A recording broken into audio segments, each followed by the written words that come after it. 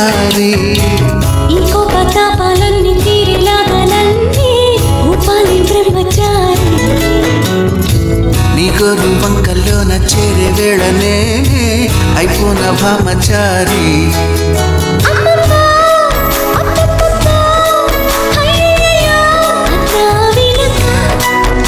అచ్చచ్చో చిచ్చో పిచ్చో సిక్కులకే సెలవిచ్చో